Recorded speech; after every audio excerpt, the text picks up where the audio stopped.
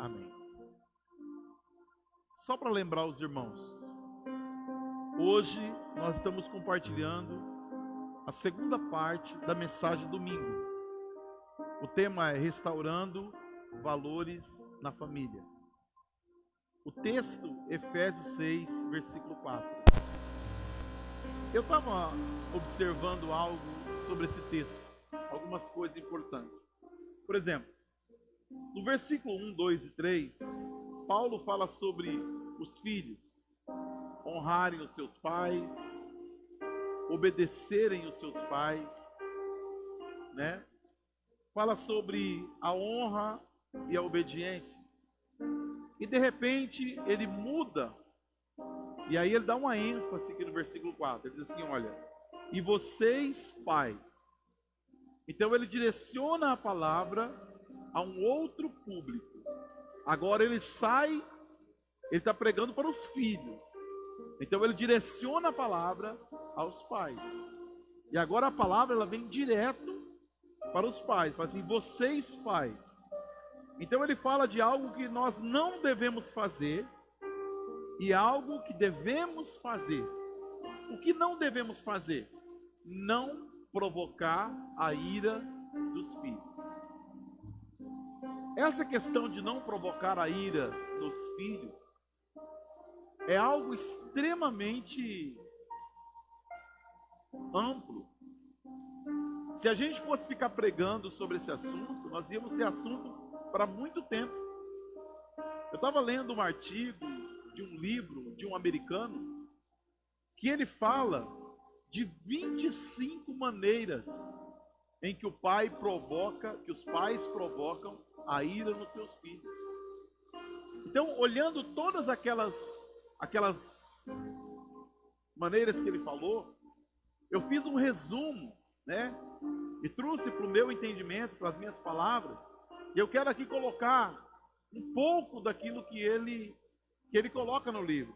Por exemplo, uma das coisas que provoca a ira nos filhos é a falta de harmonia conjugal. Se nós olharmos para a Bíblia, em Colossenses 3, 21, nós vamos encontrar um texto onde o apóstolo Paulo fala do mesmo assunto, mas ele traz um detalhe importante. Colossenses 3, 21, ele vai dizer o seguinte: olha, pais, não irritem os seus filhos, para que eles não fiquem desanimados. Quando não há harmonia no casal, o que vai acontecer na família? Os filhos vão cair num desânimo. Haverá um desânimo nos filhos. Por quê? Se o pai e a mãe estão desarmônicos, brigando entre si, os filhos olham para os pais, e qual é a sensação que eles têm? Não há segurança. A mensagem é de um lugar inseguro, instabilizado. E isso provoca a ira dos filhos. Outra coisa que provoca a ira nos filhos é o estabelecimento de um ambiente familiar centralizado na criança. É quando o filho é a pessoa mais importante da casa. Porque às vezes nós casamos e normalmente o casal se apaixona, eles amam um ao outro, né? Começa a ter uma vida bacana os dois juntos. Tiveram aquela lua de mel, fizeram tantas coisas lindas, o filho nasce, pronto, acabou o casal, agora é só o filho. É tudo para ele agora. O tempo é dele, o carinho é dele, a brincadeira é para ele, o melhor financeiro é para ele. O casal foi esquecido. O filho que era uma bênção tornou-se um problema no casal. Muitas vezes esse filho vai dormir na cama, no meio dos pais. Tira a privacidade, tira o tempo de qualidade, tira tudo. Então isso vai provocar no filho uma irritação. Por quê? Porque volta e meia, você vai querer que ele entenda. E ele nunca vai entender. Porque ele sempre foi tratado como uma figura central da casa. Você está entendendo? Outra coisa que provoca a ira nos filhos é quando os próprios pais é o exemplo da ira. É quando tudo eles resolvem com ira. Tudo é com grito, com xingamento, com discussão, com briga, com confusão. Os filhos vão aprender a fazer isso. Ele vai reproduzir aquilo que você faz. Então, quando nós olhamos para os nossos filhos, eles vão reproduzir muito daquilo que nós fazemos. Provocamos a ira dos nossos filhos quando ofendemos a sua personalidade. Por quê? Quando Paulo diz aqui em Efésios que nós devemos não provocar a ira dos filhos, mas criá-los na doutrina e admoestação do Senhor, ele está falando assim, olha, você não pode provocar ele, porque você tem que criar ele com a admoestação e a disciplina do Senhor. E essa admoestação é advertir a criança, tem um sentido de censurar ou repreender brandamente, ou advertir no sentido benevolente. Então, como que Deus te corrige? Aos gritos, aos berros. Como que Deus fala com você, te xingando, falando que você é burro, que você é idiota, que você não aprende nada, que você é pior do que o filho do vizinho? De forma nenhuma. Deus te trata com o maior amor. E quando você aplica uma disciplina que é baseada na sua carnalidade, na sua ira, isso vai provocar a ira do seu filho. Porque isso não vai produzir nele transformação.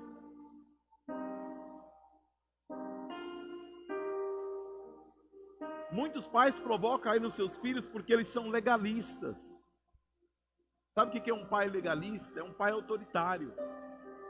Onde tem um monte de regrinhas, de leis para se cumprir, mas não tem essência.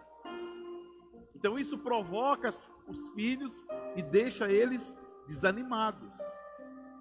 Porque eles têm um monte de regras, mas não há coerência, não há amor. É um farisaísmo.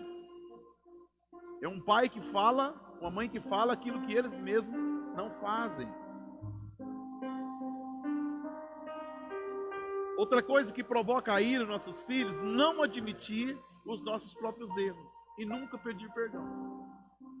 Tem algo mais terrível do que isso. Admitir os seus erros e pedir perdão. Você nunca vai ser um pai, uma mãe perfeito. Nunca.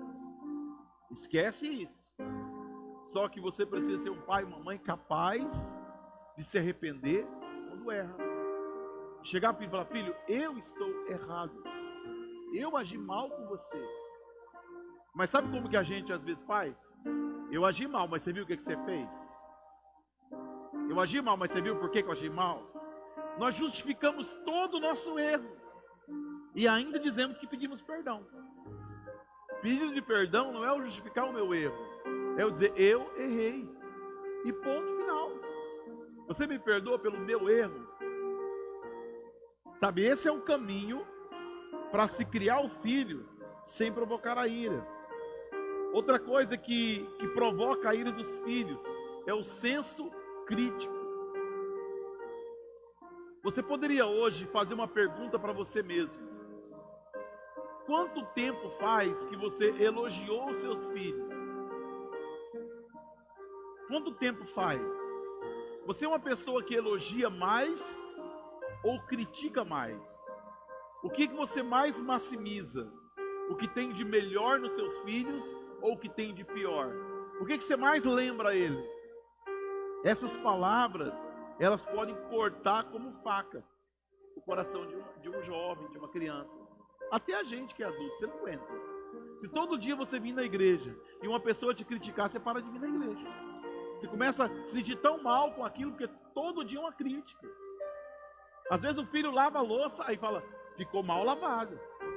Limpa a casa, ficou mal limpo. E você não percebe que toda vez você fala a mesma coisa, meses e meses. Às vezes você precisa fazer um elogio para depois fazer a crítica. Dizer assim, olha, foi excelente, foi muito bom a sua iniciativa. Eu fico muito feliz com a sua atitude. Porém, podemos melhorar. Porque é fácil assim, olha, você não faz nada. E qual que é o sentimento que a pessoa sente? Eu não sirvo para nada. Eu não sou bem-vindo aqui. E não tem nada pior na vida de uma pessoa do que ela não se sentir bem dentro da sua própria casa. Ela não se sentir bem-vinda dentro do próprio ambiente que ela vive. Você está me entendendo? E vem outra coisa que provoca a ira dos filhos. A inversão de papel. A inversão de papel é o seguinte: a mãe se vira pai e o pai vira mãe. Isso é terrível. O filho fica sempre confuso. O pai quer respeito, mas a mãe é autoritária. Qual que é a visão de Deus para a família? Deixará o homem seu pai e sua mãe, unir-se à sua mulher, e ambos serão uma só carne. Essa é a visão do contexto de Efésios. Agora, eles tornam-se uma só carne, e aí eles vão gerar filhos. Qual que é o papel do marido? Ser o cabeça. Amar a esposa como Cristo amou a igreja, e a esposa submeter a ele como a igreja a Cristo. E o filho cresce dentro desse contexto. Ele olha para o pai e a mãe, e o que ele está vendo? Ele está vendo o romance de Cristo e da igreja. Se isso aqui está invertido, o que ele está vendo? A visão dele está distorcida do conceito de que é Deus. E raramente ele vai conseguir ter prazer nisso. É confuso para ele.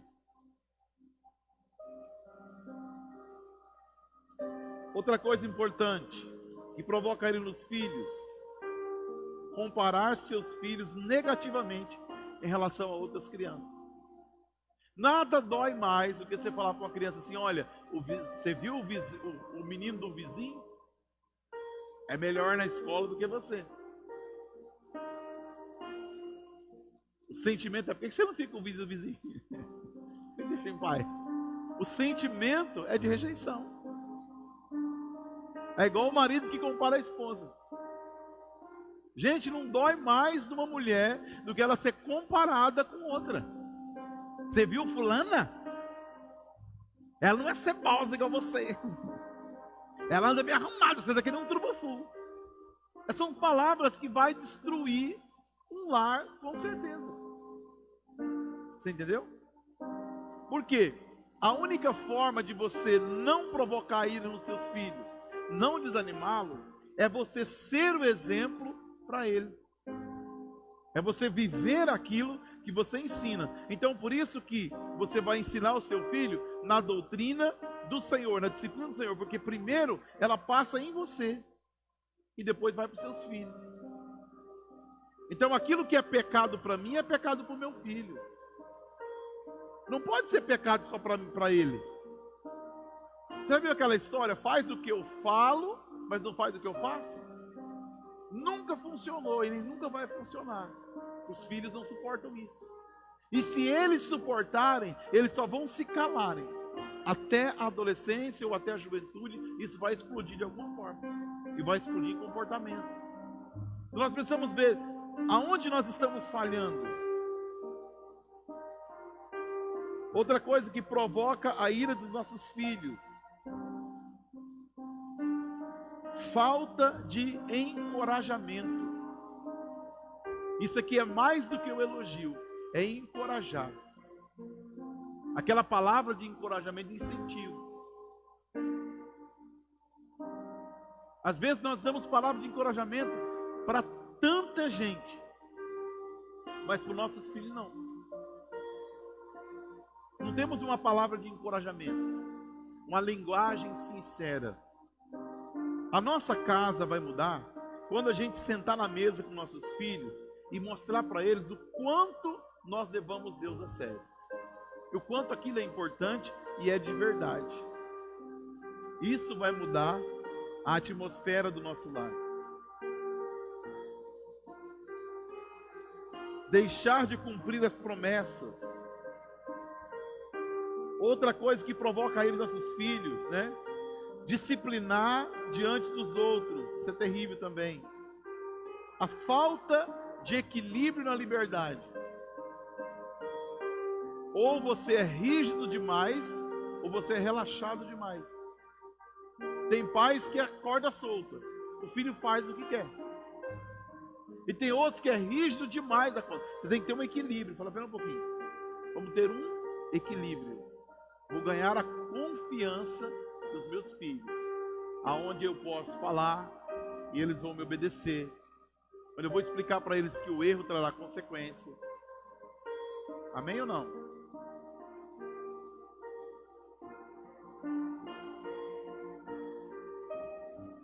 Outra coisa que provoca a ira dos nossos filhos: criar os filhos de maneira mundana.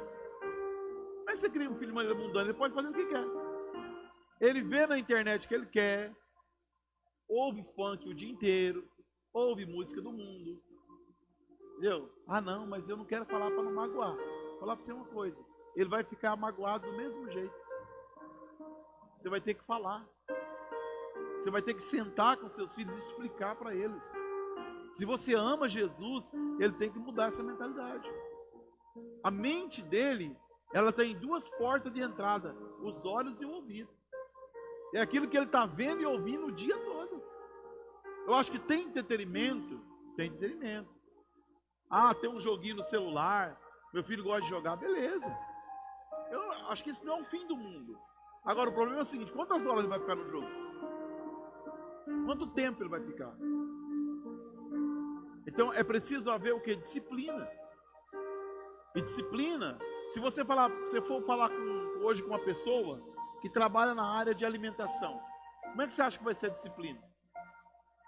Ele vai falar para você: pode comer de tudo, que eu vou te dar uma pílula mágica. Mas não. Você vai ter que comer na hora certa, vai ter que comer as coisas certas, vai ter que... Tem um monte de regras. Por que uma vida espiritual tem que ser relaxadamente? Ah, lá vão ter, como deu certo. Não. Tem que ter disciplina. É disciplina. Isso tudo é feito com muito amor, mas é disciplina. Se o seu filho não ora, você tem que orar com ele. Você vai orar comigo. Papai vai orar com você. Ah, mas eu não quero. Vai ter que aprender a querer. Ou vou ter que disciplinar você. Ah, eu não quero orar. Então você vai ficar 30 dias sem o seu celular. Ah, eu vou morrer. Pode morrer, você vai para o céu. Isso não vai matar o seu filho. Isso não vai matar ele se você disciplinar ele. Ah, meu filho não ora, pastor. Aí não ora, mas você vai fazer o quê? Vai ficar olhando para ele, ficar frio, desviado dentro da igreja? Vem para a igreja, mas não adora. Vem para a igreja, mas não tem vida com Deus? Não, nós temos que fazer alguma coisa. Vou fazer, vou bater? Não, vou bater não. Vai bater, vai machucar, fazer nada. Só que você vai conversar. E vai ter que haver disciplina. Vai ter que cortar onde dói. Ah, vai cortar mesada, vai cortar celular, vai cortar alguma coisa nesse sentido. Filho, quanto tempo, pai, vai demorar esse castigo? Quando você melhorar. Quando você estiver orando, lendo a Bíblia, feliz da vida, aí vai melhorar. Você vai ver ele melhorar rapidinho, porque ele vai se esforçar para melhorar. Mas por que você vai deixar o seu celular? Não é por causa do coronavírus, não. É por causa do vírus do pecado. Fica assim. Pastor, mas isso é muito difícil. Difícil é você ver um filho se perdendo, se distanciando de Deus, das coisas de Deus. Então nós temos que cuidar da nossa família. É o bem mais precioso que Deus nos deu.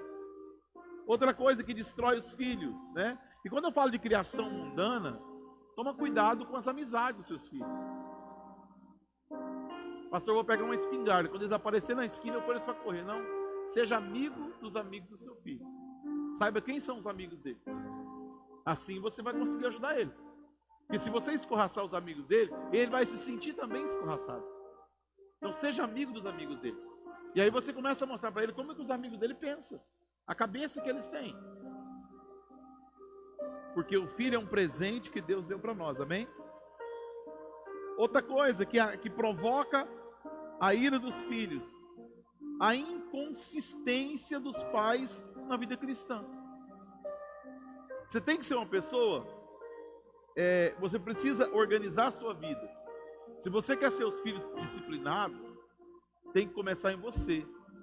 Tem que começar a orar, ler a Bíblia, vir para o culto, congregar com eles, sem eles. Eles precisam ver a vida espiritual em você. Seu filho tem que acordar à noite e te surpreender orando. Ele tem que ver você orar. Ele tem que ver as coisas acontecer na sua vida. Ele tem que ver você pedir perdão para sua esposa ou para o seu marido quando você erra. Ele tem que ver você perdoar quando alguém pedir perdão para você. Ele tem que ver você falando bem do seu inimigo. Ele não pode, a gente acha que na casa da gente a gente pode viver tudo que a gente quer. E na igreja a gente vive de aparência. E o que Deus tem feito nesses dias, nessa campanha de oração que eu estou fazendo, de 52 dias, é trazendo para um tempo de restauração. Restaurar valores e conceitos perdidos. Então, o que não devemos fazer? Não provocar a ira. Eu citei aqui alguns pontos. Depois eu vou procurar e mandar o nome desse livro para vocês. Se vocês quiserem adquirir, ler. Agora olha só. Qual o significado de admoestação? Já falamos isso aqui, né? A disciplina, ela é um sinal do amor de Deus. Quando Deus fala em disciplina, quer ver? Vamos lá em Hebreus capítulo 5. Capítulo 12 de Hebreus. Hebreus 12. Você está em Efésios e está bem pertinho de Hebreus. Hebreus 12, versículos 5 ao 11. Olha o que a palavra diz.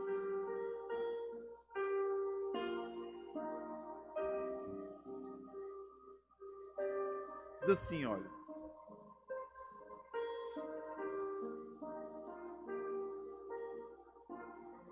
E vocês se esquecem da exortação que lhes é dirigida como a filhos? Filho meu, não despreze a correção que vem do Senhor, nem desmaie quando vocês é repreendido por ele. Porque o Senhor corrige a quem ama e castiga todo filho a quem aceita. É para a disciplina que vocês perseveram. Deus os trata como filhos. E qual é o filho a quem o pai não corrige? Mas se estão sem essa correção, da qual todos tornarão participantes, então vocês são bastardos e não filhos. Além disso, tínhamos os nossos pais humanos que nos corrigiam, e nós o respeitávamos. Será que então não nos sujeitaremos muito mais ao Pai espiritual para vivermos? Pois eles nos corrigiam por pouco tempo, segundo melhor lhe parecia. Deus, porém, nos disciplina para o nosso próprio bem, a fim de sermos participantes da sua santidade. Na verdade, toda disciplina, ao ser aplicada, não parece ser motivo de alegria, mas de tristeza. Porém, mais tarde, produz fruto pacífico aos que têm sido, por ela, exercitado fruto de justiça. Então, quando se aplica a disciplina, ela não é agradável, mas ela vai ter um fruto agradável depois. Quando meu pai me corrigia, quando a minha mãe me corrigia, não era agradável, mas hoje eu agradeço, porque aquela correção me ajudou a chegar onde eu cheguei hoje. Agora, observa que, segundo o texto que nós lemos, o amor vem em primeiro lugar quando se fala de disciplina. Então não existe disciplina baseada na ira, na raiva, na indignação, na vergonha, na frustração. Se é toda disciplina baseada nos nossos sentimentos, ela não é saudável. Mas quando a disciplina é baseada no amor de Deus, ela é saudável. E quando Deus nos disciplina, Ele nos leva para a sua santidade. Provérbio 1, versículo 8, está escrito assim, olha. Meu filho, ouça o ensino de seu pai e não despreze a instrução de sua mãe, porque serão um diadema de graça para a sua cabeça e colares para o seu pescoço. A Bíblia fala que nós não devemos desprezar a correção, a disciplina dos nossos pais. Provérbio 13, 24 fala assim: o que retém a vara odeia o seu filho. Quem o ama, este o disciplina desde cedo. Então, disciplina começa desde cedo. Então, como o nosso tempo aqui já está indo para o final, eu quero falar algo para vocês que estão aqui e para todos que estão me vendo agora pela live e vão ver depois. O caminho para a restauração é o mesmo que eu falei domingo. É o caminho de volta. É o caminho do arrependimento. Então, talvez, eu estou pregando aqui para pessoas, né, nessa live, que você tem um filho e você não visita ele. Talvez você até deixou de entregar a pensão, né, corretamente. E o que você tem que fazer? Se você é um cristão hoje, primeira coisa, você tem que cair em si, voltar ao arrependimento, sabe? Você precisa procurar o seu filho. Se você gerou filho fora do casamento, e você hoje está em outro casamento, e a sua vida está tudo desarranjada, não está no princípio bíblico, o que você deve fazer? Você deve procurar o seu filho e pedir perdão para ele. Mas não é dizer para ele: filho, a mamãe, o papai sofreu porque o seu pai não prestava, porque sua mãe não. Filho, eu pequei, eu não conhecia o Senhor Jesus, e eu gerei você fora do casamento, na fornicação, no pecado. Eu estou envergonhado desse pecado. Eu quero que você me perdoa por eu ter sido um pai tão irresponsável, por eu ter sido uma mãe tão... É assim que a gente resolve as coisas. Não é a gente colocando culpa nos filhos. Porque, eu estou grávida, você tem que me amar, você tem que me amar. Porque se não fosse eu cuidar de você, pelo seu pai, eu tinha te abortado. Filho, eu errei. E eu gerei você fora do princípio. E por isso consequências terríveis veio sobre mim. E você está vivo hoje pela misericórdia. É assim que a gente resolve as coisas. Ó, tem pessoas que ele conta uma história de dor que ele viveu para gerar o filho, e quer que o filho engole tudo aquilo e fica tudo bem. Mas eu estou sofrendo, mãe, porque eu fui criado longe do meu pai, ou o pai, eu estou criado longe da minha mãe, que seja, qual que seja a situação. Mas você tem que me entender, que o seu pai não presta. Sabe, você querer se promover à custa do erro do outro. Então, se a gente quer que Deus restaure a nossa vida, nós precisamos colocar a nossa vida no altar de Deus. E o altar de Deus é um lugar de verdade. É onde nós assumimos o nosso erro, onde nós pedimos perdão pelos nossos pecados. Ah, pastor, eu não pago pensão ao meu filho há tanto tempo. Então vai lá e procura. Mas eu não tenho como pagar. Mas você teve como fazer, não teve? Vai ter que ter uma saída, meu amigo. Vai ter que ter um jeito. As coisas de Deus, se você quer que Deus entre na sua vida e restaure a sua família, você tem que dar condições para Deus trabalhar na sua família. E a condição é a condição da restauração. E se você deixou o seu filho ser a lá vão ter, chegou a hora de chamar o seu filho: filho, eu quero te pedir perdão, porque até hoje eu te criei rédea solta. Eu deixei você fazer o que você quis da sua vida. E você não tem maturidade, nem idade, nem cabeça para fazer o que você quer. E a partir de hoje as coisas vão mudar na nossa casa. Eu quero te ouvir. Aonde está doendo, fala para mim. Eu vou te abraçar todo dia. Eu vou te ajudar. Mas você vai sair dessa. Porque você não pode viver mais desse jeito. E se nós não fizermos isso pelos nossos filhos, quem vai fazer? A escola? A escola não vai. A igreja? Também não. Porque respeito, obediência é uma questão de consciência. A pessoa pode vir aqui hoje na igreja, sair daqui e fazer tudo errado. Quem que vai impedir ela?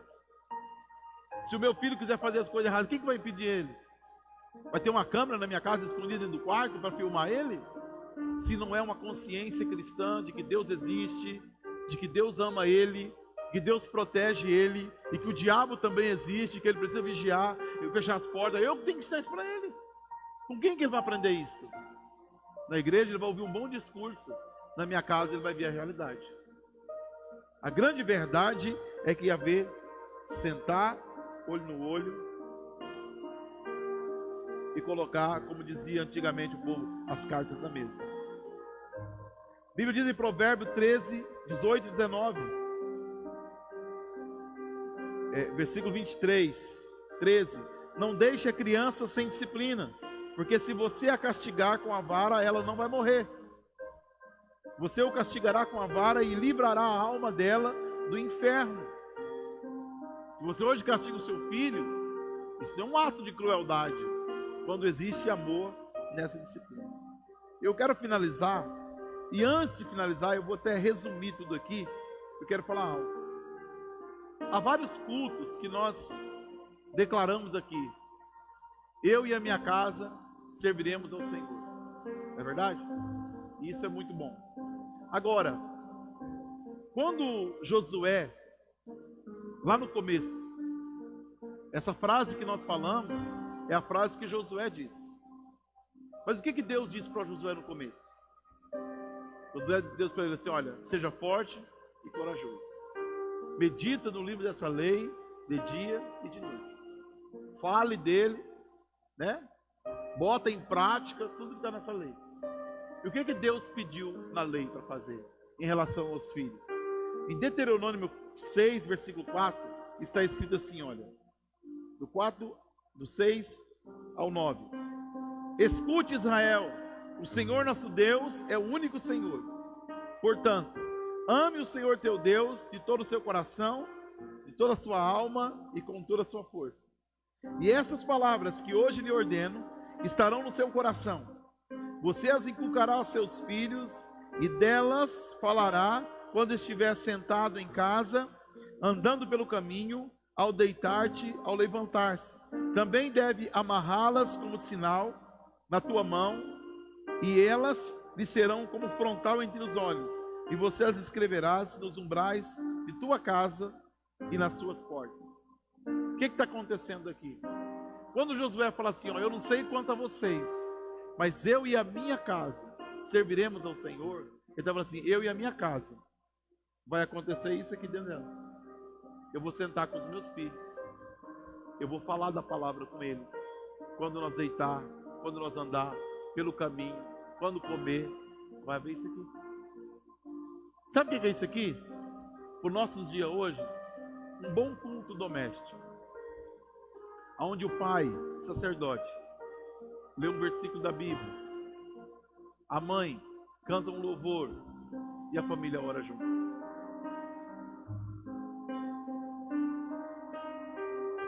Se a gente começar a ler a palavra na nossa casa, se nós começar a orar com as nossas famílias, não somente naquela hora de comer, porque a mesa está farta, está todo mundo alegre, aí a gente vai lá e faz uma oração de agradecimento, não, mas em todos os momentos, mostrar para os nossos filhos os seus erros à luz da Bíblia, mostrar para eles o quanto o amamos, o quanto eles são importantes para nós, disciplinar eles com a disciplina do Senhor. Eu tenho certeza que essa restauração na nossa família vai ser muito mais rápido do que nós pensávamos. Porque uma coisa é você dizer assim, a minha família vai bem, está todo mundo com saúde, né? Mas é só isso? É só saúde física? Não está faltando nada na mesa, é só isso? Isso é muito pouco. E a saúde espiritual? E a saúde emocional da nossa família? Como está? Então nós temos que trabalhar isso na nossa casa. Quando nós vamos falar com os nossos filhos, Deus tem uma linguagem. E a linguagem de Deus é o amor. A base da disciplina é o amor. Satanás semeia o ódio, a divisão e a contenda. E você pode usar a sua boca para sair bênção ou maldição.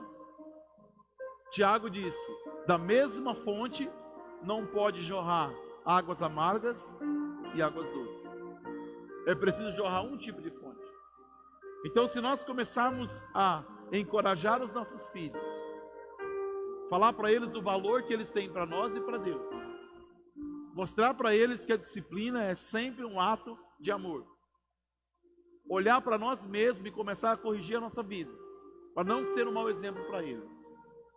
para não ter um discurso bonito e uma vida torta. Eu tenho certeza que a nossa família, ela vai se transformar. E se você olhar para o mundo e não se conformar com o mundo, olhar para o mundo e dizer assim, olha, eu não sei quanto a vocês, mas eu e a minha casa serviremos ao Senhor. Essa é a proposta. Não adianta a gente vir declarar a todos os pulmões, apenas profetizar isso. Nós vamos ter que fazer aquilo que é prático. Os nossos filhos, na escolinha da igreja, vai aprender as historinhas dos heróis da Bíblia. Mas na nossa casa, nós vamos mostrar com quem os heróis lutaram. O gigante, ele vai aprender que Davi matou Golias. E nós vamos aprender quem são os Golias que afrontam eles. Quem são os monstros que eles têm que destruir através do princípio da palavra de Deus. Então, a mensagem que eu deixo hoje no seu coração é essa. Essa é a palavra que eu tenho lutado para viver com a minha esposa e com a minha família. Nós temos lutado para viver essa palavra a cada dia. Não tem sido um tempo fácil para nenhuma família. É desafiador. O que é mais fácil? Vir no culto, cantar louvor, bater palma, chorar e dizer, eu estou na bênção. O que é desafiador? Sentar com a família em casa, falar do amor do Senhor, sem constrangimento, sem vergonha. A Bíblia diz que um obreiro aprovado, ele tem que manejar bem a palavra, a espada da verdade, e não se envergonhar da palavra do Senhor. Nós temos que ter uma palavra no nosso coração para os nossos filhos, uma palavra de alento para a nossa família. Se nós conseguirmos ter isso, nós vamos ser os homens mais bem-sucedidos e as mulheres mais bem-sucedidas dessa terra. Agora, se nós estiver vazio, sem nada de Deus, nós vamos ser os cristãos derrotados, fracassados, vencidos e humilhados por Satanás. Nós podemos escolher ser como Josué e dizer assim, olha, eu vou cuidar da minha casa. Ou nós podemos fazer que nem o profeta Eli, que nem o sacerdote Eli, comer e engordar, até cair da cadeira e quebrar o pescoço, enquanto os seus filhos se prostituíam à beira do templo. E depois ver os seus filhos mortos e a glória de Deus ir embora da sua vida. Nós podemos ser que nem Eli, comer, beber, folgar e dormir, vir à igreja, que nem aqueles gatos gordos que ficam naqueles galpão. Tem fome, ele vai lá e come, depois ele volta e deita de novo. Pois nós podemos ser mais do que vencedores em Cristo Jesus. Vamos se colocar de pé, eu quero orar com você. Aleluia. Pai, em nome de Jesus, nós colocamos a nossa vida diante do Senhor. Eu coloco a vida de cada irmão, de cada irmã que permaneceu nessa live comigo, e aqueles também que chegaram há pouco aqui, e aqueles que irão assistir depois, mas que esta palavra encontre um lugar de segurança no coração de cada um deles. Que o Senhor possa mudar a nossa vida, Senhor, possa mudar o destino da minha casa e da minha família. Pai, eu coloco a minha esposa, eu coloco a vida do Gabriel e do Daniel diante do Senhor. E eu coloco a vida de cada irmão que está aqui comigo hoje, de cada irmã que está aqui comigo hoje, em o nome de Jesus Cristo. E que o Senhor nos fortaleça, nos capacita, nos levanta como verdadeiros adoradores, como homens e mulheres inconformados com esse século, como homens e mulheres que irão lutar pela santidade, pela verdade do Senhor. Há muitas pessoas dizendo, e eu compartilho desse pensamento que estou dizendo agora, de que depois dessa pandemia, nunca mais será da mesma forma as pessoas. Mas eu sei de uma verdade, a tua palavra não vai mudar, ela vai permanecer a mesma. Ou eu me adequo com a tua lei, ou não consigo quebrá-la, e ela me quebrará. Senhor, seja sempre o Senhor verdadeiro e o homem mentiroso. Que a tua palavra prevaleça na nossa vida, na nossa casa, na nossa família. E aonde colocarmos a planta dos nossos pés, sejamos como Josué, conquistamos para a tua glória e para o teu louvor. E a igreja diz: quem vive ao teu nome, ao teu povo. Por quê? Então aplaude o rei. Obrigado, Senhor. Aleluia. Que a graça e a paz do Senhor seja com todos. Está encerrado em nome de Jesus.